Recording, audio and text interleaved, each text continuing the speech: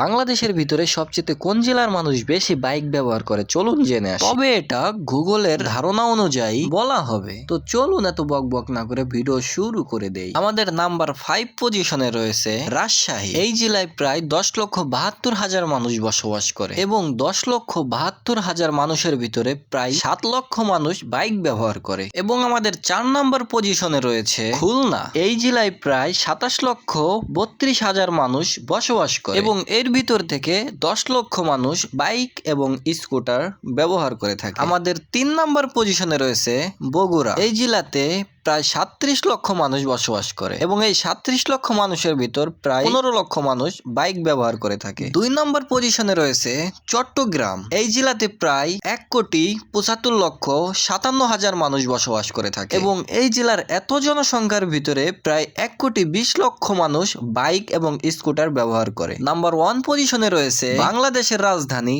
ঢাকা। ঢাকাতে প্রায় 2,46,00,000 মানুষ বসবাস করে। এর ভিতর থেকে প্রায় 2 লক্ষ মানুষ বাইক এবং স্কুটার ব্যবহার করে থাকে এবং বাংলাদেশের ভিতর এটাই হচ্ছে সবচেয়ে জনসংখ্যার বেশি একটা জেলা। এই 5টা জেলার ভিতরে যদি আপনার জেলা থাকে তাহলে অবশ্যই কমেন্ট বক্সে জানাবেন।